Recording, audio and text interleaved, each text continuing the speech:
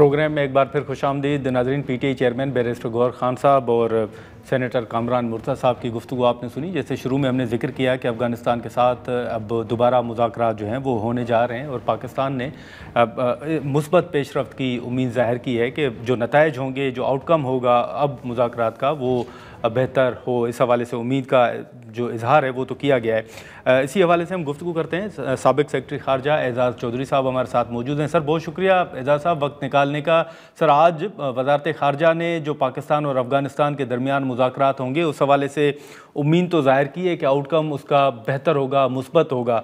आप सर क्या देख रहे हैं सूरत हाल? जी देखिए, कोई मैं बहुत ज़्यादा बड़ी उम्मीद तो नहीं रखना चाहता।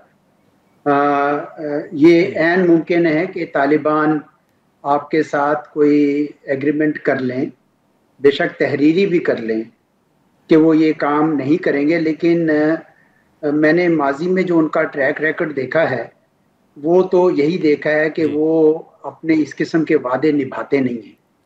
तो चुनांचे अच्छी बात है, डायलॉग भी होना चाहिए, और अगर वो एग्रीमेंट हो जाता है और वो तहरीरी तौर पर यह जमानत देने को तैयार हैं कि वो टीटीपी को हमायत नहीं करेंगे, लेकिन हमारे जहन में होना चाहिए कि वो टीटीपी को, जो उनके एक किस्म का आइडियोलॉजिकल पार्टनर हैं, उनको शायद नहीं छोड़ेंगे उनके लिए, यानी उनको कोई तंग नहीं करेंगे। तो इस वजह से हमें अपने बॉर्डर्स पर अपनी जो होशियारी है, अपना जो चौकन्ना रहना है, वो उसमें कोई कमी नहीं लानी चाहिए। और बल्कि मैं तो शुरू से, पहले दिन से ये कह रहा हूँ कि जो बाकी हमने इतनी सहूलियात उनको दे रखी हैं हमारे मुल्क में, वो भी अब मेज़ पर होनी चाहिए, ताकि उनके साथ पूरी फिर बातचीत की जाए कि जनाब अगर आप दहशतगर्दी ख़त्म नहीं करेंगे तो फिर उन तमाम सहूलियात के आप हकदार नहीं होंगे जो आप हमारे मुल्क से ले रहे हैं या हमारी बंदरगाहों से ले रहे हैं। तो बहरहाल उम्मीद करनी चाहिए अच्छे की। अल्लाह करे कि मैं गलत साबित हूँ और तालिबान वाकई अपने वादे का पास करते हुए और अपने मफादात की खुद हिफाजत करते हुए ये बात भी माने और फिर उस पर अमल भी करें। लेकिन सर ये जो आप सर मुझसे बेहतर जानते हैं कि पाकिस्तान का जो मौक़िफ़ है वो तो बड़ा क्लियर है कि अफ़गानिस्तान की जो ज़मीन है जो वो पाकिस्तान के ख़िलाफ़ इस्तेमाल नहीं होनी चाहिए। तो आपके नज़दीक सर इसमें बात वही है कि वो तालिबान के ख़िलाफ़ कार्रवाई नहीं करेंगे, या इसमें पेचीदगियाँ आप किस नुक्ते पर देख रहे हैं? देखिए, मैंने तो आपसे अर्ज़ की कि TTA यानी तहरीक तालिबान अफ़गानिस्तान और TTP तहरीक तालिबान पाकिस्तान, इन दोनों के दरमियान एक नज़रियाती असास पर इत्तफाक है।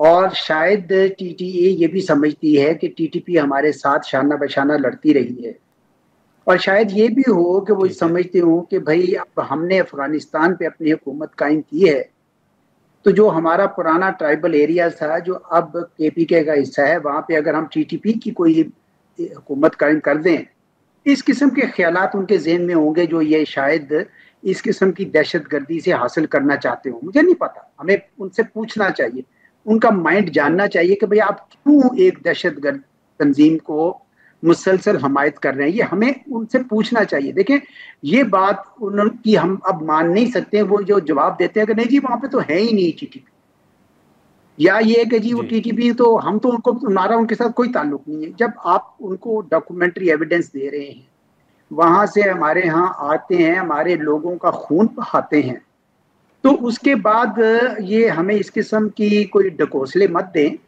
हम ये चाहेंगे कि जनाब पहले आप इसको एक्सेप्ट करें कि ये मसला हो रहा है, और अगर आप इस मसले को एक्सेप्ट ही नहीं करते हैं तो फिर क्या बातचीत आगे चलनी है, क्योंकि आप तो मसले को एक्सेप्ट नहीं कर रहे। तो अगर आप मसले को एक्सेप्ट करते हैं, उसको मानते हैं, कबूल करते हैं, तो फिर उसका इलाज जो है वो ये है कि आप ये उनकी मदद करना छोड़ दें। लेकिन अभी तक जो लैतोलाल से ये काम ले रहे हैं, उससे साफ नजर आ रहा है कि वो मुखलिस नहीं है अपने इस मामले में, और वो भूल गए हैं कि पाकिस्तान के ने जो इनके ऊपर नवाज़शात की, और पाकिस्तान इनकी वजह से दुनिया भर में बदनाम हुआ, लेकिन हमने उसकी भी परवाह नहीं की कि हमारा हमसाया मुल्क है अफगानिस्तान, ये किसी तरीके से पुरअमन हो जाए। हमें कोई ये गलत नैरेटिव फैलाते हैं कि जी पाकिस्तान स्ट्रेटेजिक डेप्थ ढूंढ रहा था, यह गलत है। कुछ ऐसा नहीं था, किसी एक दो साहब ने कह दिया हो तो कह दिया हो। पाकिस्तान सिर्फ ये चाहता था कि ये पुरअमन हो जाए, ये इलाका ये पुरअमन हो जाए, ताकि हमारा, तो आपको पता है कि मशरकी बॉर्डर उस पे भारत की तरफ से हमेशा तनाव रहता है। तो हम ये चाहते थे यहाँ अमन हो जाए। तो ये तालिबान को भारत ने कोई नए नए आइडियाज देने शुरू कर दिए हैं और वो टू फ्रंट सिचुएशन क्रिएट करने की कोशिश कर रहे हैं। इसलिए हमें बहुत ही जिसे कहते हैं ना मुस्तकिल मिजाजी से फर्मली इसको डील करना पड़ेगा। जिस तरह हमने फर्मली मई 2025 में किया, इसी तरीके से हमने जब 10-11 अक्टूबर को किया, हमें ये पोजीशन पे वाजे कर देना चाहिए कि भाई अब हम अपने लोगों का मजीद खून बहता नहीं देख सकते। तो ये उन पे वाजे करना मेरे ख्याल में बहुत जरूरी है।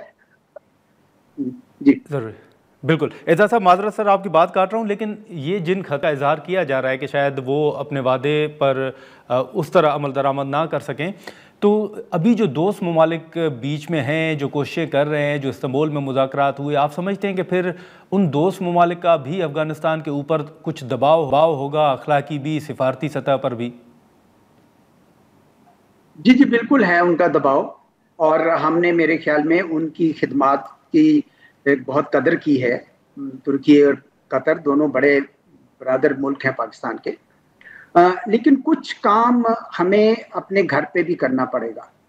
यहाँ पे भी कुछ ऐसे लोग हैं जो उनके लिए नरम गोशा रखते हैं तालिबान के लिए, और मेरे ख्याल है तालिबान ये समझते हैं कि वो उन लोगों को इस्तेमाल करके वो अपने जो टीटीपी की खून रेजी है पाकिस्तान में, दहशतगर्दी है, उसको जारी रख सकते हैं। और ये शायद पाकिस्तान से वो इस तरह कुछ ज़्यादा सहूलियात ले सके। पहली तो बात यह है कि सहूलियात तो उनको पहले से बहुत ज़्यादा मिली हुई हैं, अब और मज़ीद क्या लेंगे। लेकिन ये ज़रूर है कि अब हमें अपने लोगों को ये बताना होगा, और ख़ुसूसन KPK में और किसी हद तक बलूचिस्तान में बड़ा इन्होंने खून बहाया है।